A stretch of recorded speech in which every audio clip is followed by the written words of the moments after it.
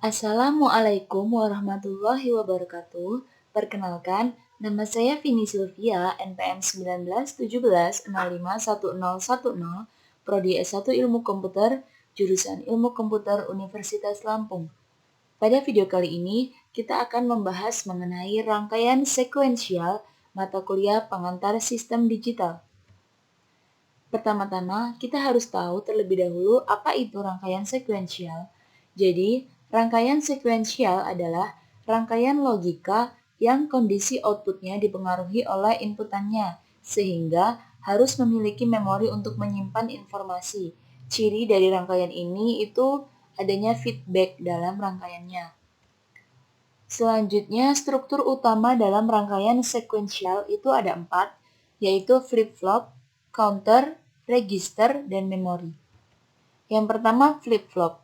Flip-flop itu adalah rangkaian utama dalam logika sekuensial dan merupakan komponen penyusun dari rangkaian sekuensial yang lainnya. Nah, dia memiliki ciri utama yaitu keluaran key dan key aksen selalu berlawanan sehingga mengakibatkan flip-flop itu disebut sebagai rangkaian bistabil. Pembagian flip-flop itu ada 4, RS flip-flop, D flip-flop, JK flip-flop, dan T flip-flop. Pertama, RS flip-flop. RS flip-flop adalah dasar dari flip-flop jenis lain. Dia mempunyai 2 masukan, yaitu S atau set dan R atau reset. Set digunakan untuk menyetel atau membuat output flip-flop berkeadaan satu atau benar, sedangkan reset itu kebalikan dari set. RS flip-flop terbagi menjadi 2, yaitu RS flip-flop yang dirangkai dari not N, gerbang not N, dan RS flip-flop yang berdetak. Dan ini adalah contoh dari RS flip-flop yang dirangkai dari gerbang NAND atau not N. Nah, ini tanda bulatan ini menyatakan bahwa RS flip-flop itu mempunyai masukan rendah aktif. Yang kedua adalah RS flip-flop berdetak.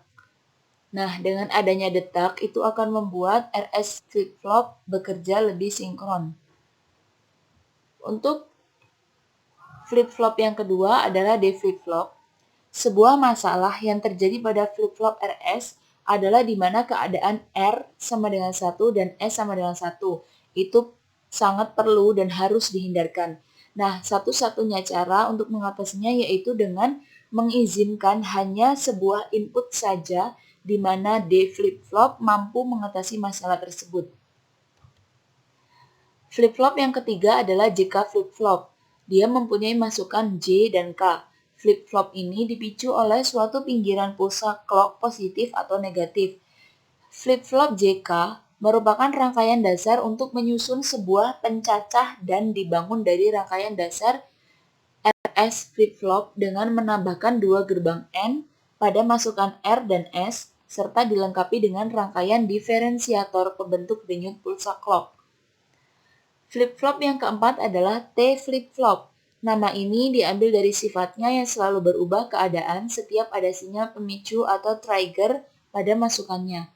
Input T merupakan satu-satunya input yang ada pada flip-flop jenis ini, sedangkan keluarannya itu tetap 2. Kalau keadaan flip-flop 0, maka setelah adanya sinyal pemicu atau trigger, keadaannya itu berubah menjadi 1. Dan begitu juga sebaliknya. Rangkaian utama sekuensial yang kedua adalah register.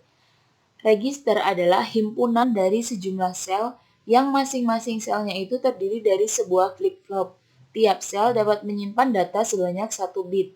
Umumnya dapat dibaca dan ditulis sehingga berfungsi sebagai memori yang berukuran kecil dan tidak hanya menyimpan data, register juga dapat mengolah secara terbatas, misalnya menggeser ke kiri atau ke kanan. Ini adalah contoh dari register geser kanan atau kiri. Yang selanjutnya ada counter. Counter atau rangkaian penghitung adalah rangkaian logika sekuensial yang dapat dipergunakan untuk menghitung jumlah pulsa masuk dan dinyatakan dengan bilangan biner. Sesuai dengan namanya, 4 bit binary counter adalah suatu rangkaian logika yang terdiri dari 4 buah flip-flop yang mampu melaksanakan perhitungan sampai bilangan 16. Oke, yang selanjutnya ada memori. Seperti yang kita tahu, memori itu merupakan pusat operasi pada sistem komputer modern. Dia berfungsi sebagai tempat penyimpanan informasi yang harus diatur dan dijaga sebaik-baiknya. Memori adalah array besar dari word atau byte, sehingga dia disebut alamat. Nah, itulah tadi sekilas pembahasan mengenai rangkaian sekuensial. Semoga bermanfaat dan dapat dipahami. Terima kasih dan wassalamualaikum warahmatullahi wabarakatuh.